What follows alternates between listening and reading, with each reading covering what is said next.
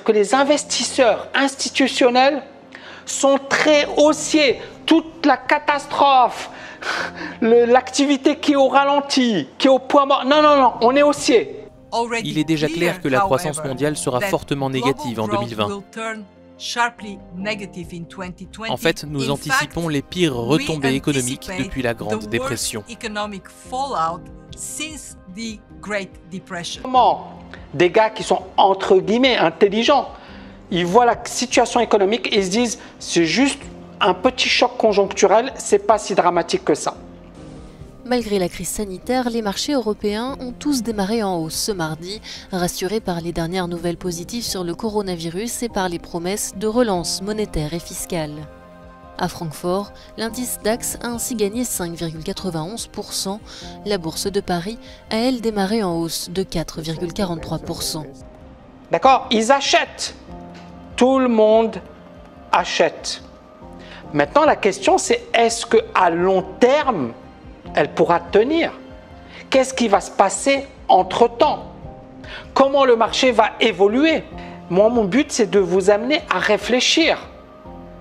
Et c'est pas de dire « Ah, punaise, je vais rater l'opportunité du siècle. Mince !» C'est-à-dire, franchement, la bourse, elle ne va pas disparaître. Mais ce qui va disparaître, c'est ton portefeuille. Si tu n'as pas de stratégie, est-ce que vous trouvez logique que la bourse ait rebondi autant alors que les nouvelles sont plutôt négatives? Je vous pose la question. Est-ce que vous trouvez normal que la bourse ait repris aussi fortement? Ça, c'est le S&P. On était à 220. Là, ça vaut 280. Il y a plein de gens qui m'appellent, qui me disent « Tammy, je vais acheter. Tammy, est-ce que tu penses que c'est le meilleur moment pour acheter? Tammy, c'est peut-être une opportunité. Tammy, qu'est-ce que tu en penses ?» Et bien sûr, je vais m'en prendre plein la gueule, mais c'est pas grave. Je m'en suis pris plein la gueule sur le Bitcoin, je ne sais pas si vous en rappelez, où je prévenais les gens, je leur disais « Faites gaffe ». On m'a traité de tous les noms. Je m'en suis pris plein la gueule sur les indices, où depuis 2009, regardez toutes mes vidéos. D'ailleurs, je vous invite à aller sur mon site tammy.net sur la partie, vous verrez, depuis 2009, il y a toutes les vidéos, etc. Je disais que le marché est haussier. Je ne suis jamais passé baissier. Jamais, depuis 2009. En 2009, j'étais haussier sur les marchés. De divergence haussière, donc pour ceux qui suivent un petit peu les indicateurs techniques, c'est un signal plutôt positif. On est toujours dans cette zone de range, ça fait 1 an qu'on fait du surplace. Moi j'attends de voir ce que va faire le marché. Si le marché sort par le haut, moi j'achète. D'accord? Moi je considère qu'effectivement on peut avoir un marché assez haussier, un marché assez intéressant. Là, pour la première fois depuis 2009, c'est-à-dire 11 ans, eh ben je suis... D'accord? Pour la première fois, et mes étudiants sont là, ils peuvent témoigner. Hein. 2018, je me suis posé la question, mais après, je suis passé, pourquoi? Parce qu'on avait cassé des gros niveaux et je suis repassé acheteur. Mais là, je suis quand même très mitigé. Alors bien sûr, je vais être hyper carré, hein. Ne vous inquiétez pas. L'idée, c'est pas de vous faire une analyse moyenne.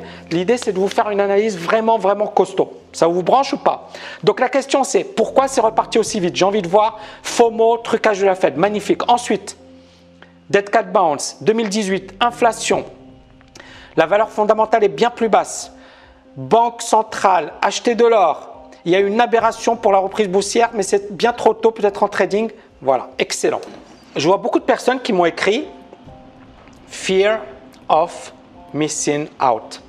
C'est-à-dire que là, je viens de vous faire un tableau, dresser un tableau. Est-ce qu'on peut dire que c'est positif? Honnêtement, est-ce qu'on peut dire que c'est positif?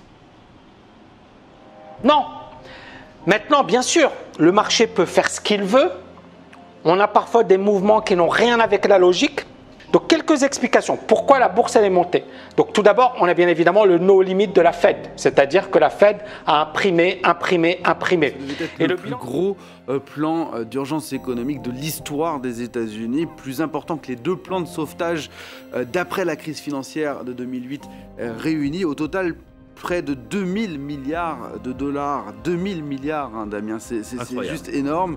Un plan qui comprend des prêts aux petites entreprises pour les aider à conserver leurs employés, des aides directes aussi aux ménages sous forme de chèques de 3000 $ pour une famille de 4 personnes par exemple. Également, surtout, 500 milliards de dollars pour relancer les grandes entreprises, leur éviter la faillite, auquel on ajoute encore 50 milliards de dollars rien que pour le secteur aérien qui est probablement le plus touché. Et le bilan de la Fed, c'est quoi? C'est à un certain moment les actifs et les passifs, d'accord? Mais là, vous voyez, balance sheet rose to 6 000 milliards de dollars. Là, regardez, ça c'est en 2003. C'était moins de 1 milliard. C'était 700 millions, 700 milliards de dollars. 700 milliards de dollars. Là, la crise des subprimes, ça monte à 2000 milliards de dollars. C'est l'équivalent de l'économie française quand même, hein? Là, comme l'économie n'a pas repris, on a eu ce que l'on appelle les QE. D'accord? C'est-à-dire que la Fed a continué d'acheter des actifs pour soutenir l'économie. Et puis, pendant pas mal de temps, entre 2014 et 2017, la Fed a arrêté. Elle a dit « Stop, c'est bon, on a fait assez déconner. Là, on a quand même 4500 milliards d'obligations, etc. qu'on a achetées. » Et donc ensuite, à un certain moment, elle a commencé à diminuer ses actifs. Pourquoi? Parce qu'on avait une croissance forte, on avait un chômage faible. Donc l'économie américaine se portait plutôt bien, mais grâce à la Fed. Parce que 2008, ça a ravagé l'économie américaine. Jusqu'à ce fameux coronavirus. Et là, on est parti. C'est du non-stop. D'accord? Donc le no limit de la Fed permet de comprendre que on a évité le pire. Parce que franchement, il n'y aurait pas eu ça, la bourse, elle aurait baissé, chute libre. D'accord? Ensuite, intéressant. Là, c'est Royal Bank of Canada et ils ont fait une analyse auprès des investisseurs institutionnels. Vous savez ce qu'ils leur ont répondu? Ils sont très bullish, les investisseurs institutionnels. Which could mean investors haven't yet capitulated, etc. C'est-à-dire que les investisseurs institutionnels sont très haussiers. Toute la catastrophe, l'activité qui est au ralenti, qui est au point mort. Non, on est haussier. Ça s'appelle quand même un peu de myopie. D'accord? Alors bien sûr, je sais que ce que je fais là, je vais m'en prendre plein la gueule si je me trompe. D'accord? Mais je vais vous demander d'être hyper prudent, les amis, parce que ce qui se passe là ne me plaît pas du tout. C'est-à-dire comment des gars qui sont entre guillemets intelligents, ils voient la situation économique et ils se disent c'est juste un petit choc conjoncturel, c'est pas si dramatique que ça. Ce qui est intéressant, c'est que non seulement vous avez les zinzins, donc les investisseurs institutionnels, plus les mains faibles, à savoir les particuliers. D'accord? Ils achètent. Tout le monde achète. Donc la question, c'est est-ce qu'il y a un truc? Est-ce qu'il y a un truc incroyable? Est-ce que finalement les particuliers sont devenus de véritables cadors de la bourse? Qu'est-ce qui, selon vous, pourrait inciter un épargnant à faire un voyage boursier? Pardon d'être pragmatique, qu'est-ce qui inciterait le plus un épargnant à vouloir faire un voyage boursier? Je dirais la volonté de gagner de l'argent, c'est la première motivation, Jean-François? Eh bien, vous m'avez dit cash, gagner de l'argent.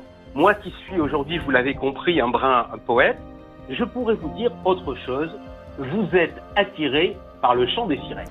On a une situation où, en pleine crise, le courtage en ligne bat des records historiques. C'est fou. C'est-à-dire que le CAC, il a perdu 30% de sa valeur et Boursorama, ING, etc. ont vu leur nombre de comptes titres PEA bondir en mars. Certains particuliers, attirés par les marchés boursiers, semblaient s'être décidés à sauter le pas pour accéder à des actions à des montants fortement décotés.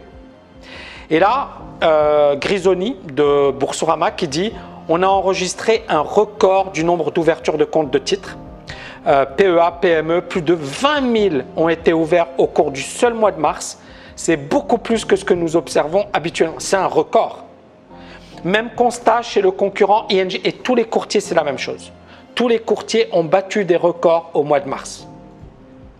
Alors c'est assez incroyable parce que les gens ils vont être au chômage, l'activité économique elle est... Non mais les gens ils vont ouvrir un compte, c'est incroyable. On est d'accord ou pas? C'est incroyable. Donc nous sommes sur des records historiques avec des niveaux quotidiens de transactions sur les marchés 3,5 à 4 fois supérieurs à la moyenne observée au cours des 15 derniers mois. Les ouvertures de compte, elles sont sur le mois 6 fois supérieures sans aucune proactivité. Ça, on n'a même pas fait de pub, rien. 6 fois supérieures. Côté investissement, nous sommes à des niveaux 20 fois supérieurs. 20 fois supérieurs. Témoigne Julien, responsable d'activité d'épargne de ING. Tous les acteurs de la place enregistrent un boom similaire. Est-ce que vous trouvez ça logique ou pas?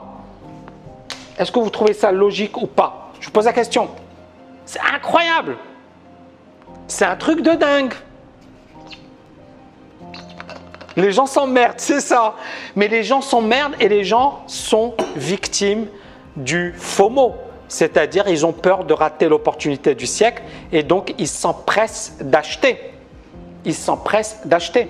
J'en ai ouvert 4. Wow. Il y en a qui sont motivés là. Il y en a qui sont motivés. Donc, comment expliquer un tel engouement alors que la volatilité, elle pourrait être dissuasive? Eh bien, beaucoup de personnes pensent que c'est un point d'entrée intéressant. Donc, moi, la question que je pose, c'est est-ce que les investisseurs particuliers, et on a vu 2008, on a vu 2000, on a vu 1929 et on a vu les tulipes. Comme ces tulipes. Tu vois, ça, c'est la plus grosse bulle de tous les temps. Au XVIe siècle, les Hollandais étaient atteints de fièvre spéculative. Tu pouvais acheter un palais proprement somptueux sur un canal à Amsterdam pour le prix d'un bulbe de tulipe. C'était la tulipomania. Et puis le cours s'est écroulé, tu pouvais acheter 10 bulbes pour $2. Pas mal de gens, tout perdu, mais qui s'en souvient? Est-ce qu'à chaque fois, les particuliers prenaient de bonnes décisions? Je vous pose la question. Est-ce que les particuliers prenaient de super bonnes décisions dans tous ces événements, que ce soit les tulipes, que ce soit 1929, que ce soit 2000, que ce soit 2008? Et j'ai oublié, décembre 2017, le Bitcoin. Le Bitcoin, ou même voilà, des personnes qui ne connaissaient rien à la bourse, ils se sont dit waouh, le Bitcoin c'est génial, c'est l'opportunité du siècle. Est-ce que ces gens-là, ils ont acheté au meilleur moment? Et il n'y a jamais eu autant de curieux à la maison du Bitcoin. Bonjour. Bonjour, bienvenue. Aux côtés des habituels geeks, soyez les bienvenus à la maison du Bitcoin. On trouve désormais des cadres, des retraités, des petits épargnants. Une nouvelle vague comme Internet à un moment, donc pourquoi pas la saisir, quoi. Et c'est décidé, j'investis. J'investis. Combien Logiquement, 4 999 €. On m'a parlé de 100 000 € dans 10 ans, donc on ne sait jamais. Ouais. Et donc, est-ce que ça a changé aujourd'hui? C'est ça la question. C'est est-ce qu'aujourd'hui, tout a changé? On est dans un nouveau paradigme et les investisseurs particuliers sont intelligents et ils vont acheter au meilleur moment, ils ont le bon timing, etc. C'est même pas ironique ce que je vous dis. C'est juste, on prend les faits historiques et on prend à chaque fois, c'est à chaque fois la même chose, à chaque fois la même chose, à chaque fois la même chose, à chaque fois la même chose. Donc, qu'est-ce que vous en pensez? Des magiques Tamine, je sais pas, mais en tout cas, merci beaucoup. Vous pouvez mettre des likes, hein. Mettez des likes, faites-moi monter le truc. Donc, je continue. Beaucoup de gens, qu'est-ce qu'ils ont fait comme analyse? Ils ont dit, ça a perdu 50%, donc c'est une bonne affaire. Ça a perdu 40%, c'est génial. Avant, ça valait 40% de plus. Ça a perdu 70%, waouh, magnifique. Est-ce qu'on est d'accord ou pas, les amis? Est-ce qu'on est d'accord ou pas? Donc, ils vont rechercher une information disponible immédiatement pour prendre une décision. Et donc, cette information, elle est parfois peu pertinente, comme par exemple la baisse d'un titre. Mais ça suffit pour prendre une décision. Et beaucoup de particuliers ont acheté parce qu'ils ont considéré que c'était une bonne affaire. Et donc, aujourd'hui, ils se disent « Waouh, avant ça valait 100, Aujourd'hui, ça vaut 50. C'est magnifique. Donc, est-ce que vous comprenez un peu le principe? Le principe en matière d'investissement, et encore une fois, je vous en avais parlé la dernière fois, le principe en matière d'investissement, c'est franchement de ne pas avoir de certitude. Aucune, zéro certitude. Donc soit vous avez une stratégie qui consiste à dire j'ai un portefeuille équilibré, etc.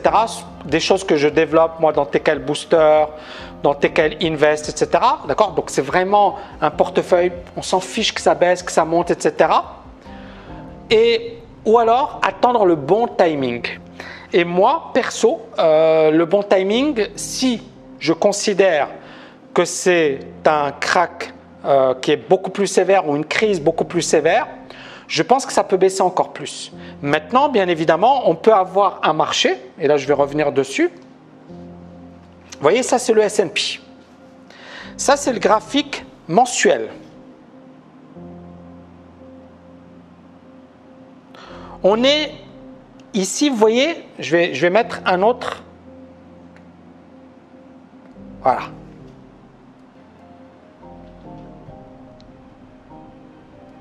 Là, on a une divergence magnifique, historique. Là, on réintègre la moyenne mobile 50. On a un gros niveau de support. D'accord? Maintenant, l'idée, c'est quoi? C'est que tant qu'on est dans cette zone, on est en zone de danger. Donc, ça peut monter en trading. Et encore une fois, il n'y a aucun souci. Et techniquement parlant, c'est beau. D'accord? Maintenant, encore une fois, là, pour moi, ça, c'est important parce que c'est pour la première fois depuis 2010, ici 2012, vous voyez, qu'on casse cette zone. Donc, c'est quand même important. On a réintégré la moyenne mobile 50 périodes, ce qui n'est pas génial. On a réintégré cette moyenne mobile. Maintenant, on est quand même dans une zone qui est encore pour moi une zone de danger. Mais pour moi, la vraie question qui se pose, c'est la semaine prochaine. On aura les résultats. On aura également le pétrole. D'accord? Et 3, bien évidemment, est-ce que on va avoir des, comment dirais-je, des news qui seront plutôt négatives? Mais aujourd'hui, la Fed, elle a quasiment calmé le jeu avec ce qu'elle a fait, le quantitative easing, etc. Elle a vraiment calmé le jeu. Maintenant, la question, c'est est-ce qu'à long terme, elle pourra tenir? Qu'est-ce qui va se passer entre-temps? Comment le marché va évoluer? Et donc, si le live, et vous avez vu que c'est un live bien structuré, moi, mon but, c'est de vous amener à réfléchir. Et c'est pas de dire « Ah, oh, punaise, je vais rater l'opportunité du siècle. » Mince! C'est-à-dire, franchement, la bourse, elle ne va pas disparaître. Mais ce qui va disparaître, c'est ton portefeuille. Si tu n'as pas de stratégie, si tu t'excites, si tu penses que ça y est, tu as réinventé l'eau chaude et que tu es... voilà, j'ai eu le Bitcoin, il n'y a pas de souci. Il y a des gens, ils vont m'insulter, ils vont me dire « Tami, tu comprends rien, Tami, t'es dépassé, Tami, blablabli, blablabla. » Bah, regardez-moi ce que je dis depuis 10 ans, analysez mes propos et vous verrez que quand je dis quelque chose, voilà, c'est souvent solide. C'est la première fois que je dis « Soyez super prudent ». Est-ce que, voilà, est-ce qu'il y a des gens qui approuvent? C'est la première fois que je suis aussi prudent. Pourquoi? Parce que tu as l'artillerie lourde, tu n'as que des arguments négatifs. Le seul argument positif pour moi, c'est la Fed, d'accord? Et c'est le marché. Et là, je vais analyser pour vous et je vais vous dire ce que j'en pense. Mais déjà, est-ce que vous avez kiffé ce live? Est-ce que vous avez kiffé ce live ou pas, les amis?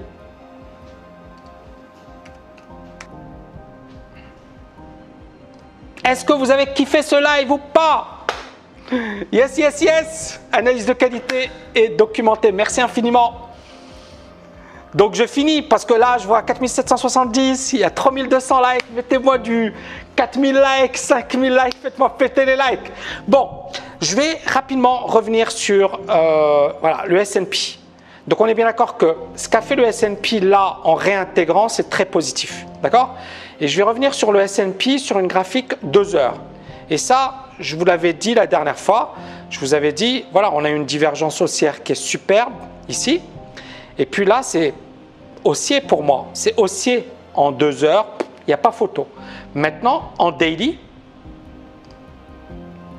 on est toujours sous les moyennes mobiles 50. Le RSI, on est, vous voyez ici, depuis 2019, on est en train de jouer avec, d'accord? On est légèrement en train de jouer avec. Vous comprenez pourquoi je vous dis que cette semaine, elle sera décisive. D'accord? Maintenant, est-ce qu'on aura un scénario où ça se reprend voilà, jusque sur les sommets? Peut-être. Peut-être.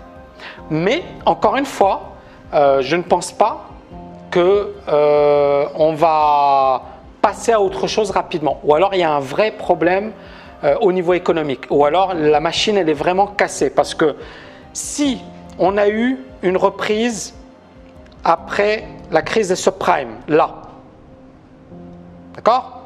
Regardez la reprise. La reprise, elle a mis quasiment 2 ans. Et là, il y a eu des QE, il y a eu des soutiens. Là, il y a eu plein de QE là.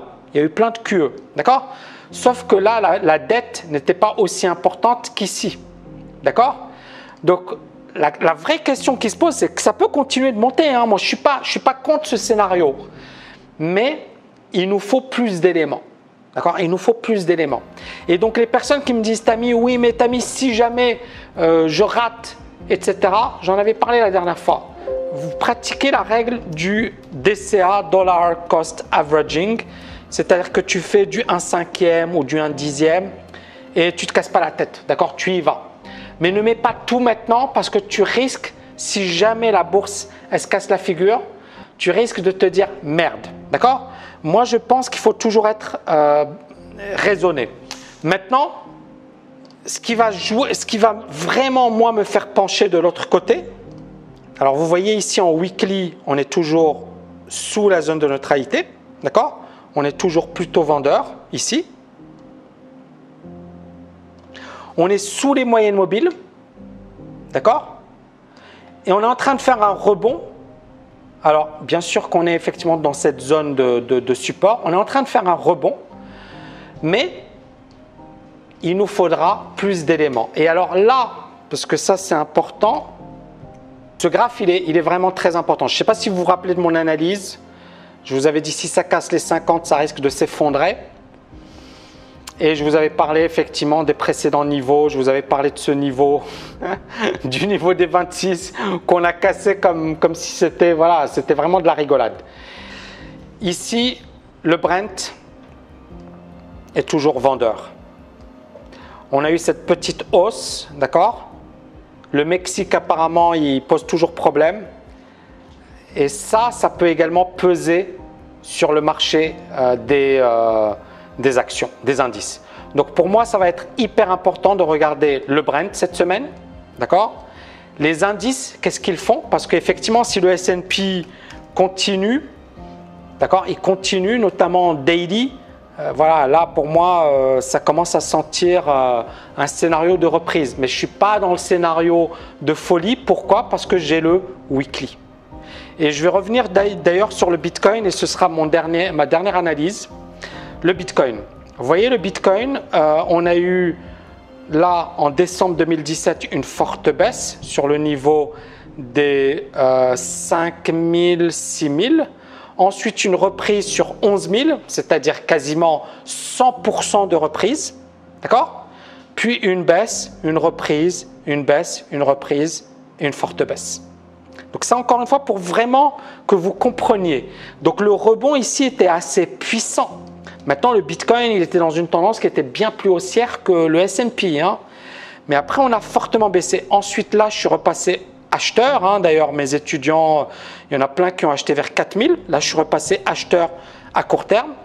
Et là je suis en stand-by. Pourquoi? Parce que pour moi On est toujours sous les moyennes mobiles, on n'a pas de tendance claire et je reste sur mon idée de 10 000. Il y en a qui me disent « Ouais, mais t'as mis, si jamais… » En fait, franchement, le Bitcoin, pour le moment, il est en train de faire des portes de saloon. Donc ça peut… Voilà, regardez là, les gens qui se sont fait arnaquer, là, en mars, c'est passé de 10 000 à 3 840. D'accord? Donc n'oubliez pas que c'est super volatile, qu'on n'a pas encore quelque chose de clair. Maintenant, encore une fois, appliquez ce que je vous ai dit précédemment, du dessert, c'est-à-dire ne mets pas tout de suite. Si tu es investisseur, si tu es trader, bah, tu trades. C'est comme pour les indices. Aujourd'hui, les indices, pour moi, c'est plus un marché pour les traders, pas pour les investisseurs. D'accord? Mais pour les traders, il y avait des choses à faire. Et pour le Bitcoin, c'est la même chose. D'accord? Soit tu es dans une optique investissement, mais dans ce cas, tu ne mets pas toutes tes billes aujourd'hui et tu te dis, voilà, on va voir ce qui va se passer. Mais moi, je ne suis pas hyper enthousiaste. Autant, je ne sais pas moi, un Bitcoin, ici, tu vois, dans la tendance qui se retourne avec des… Voilà, ça c'est parfait, ça c'est magnifique. D'accord? Autant un Bitcoin qui est dans un gros range, tu vas te faire balader. Regarde, depuis 2017, là on est en 2020, ça fait 3 ans que le Bitcoin ne fait rien. Donc si tu veux t'amuser avec le Bitcoin, vas-y. Mais parfois, ça vaut mieux de ne rien faire, d'attendre. Et quand ça vaut vraiment le coup, de se repositionner. Voilà, c'est ce que j'avais à dire. Je vous souhaite une magnifique soirée. On a fait, c'était du lourd.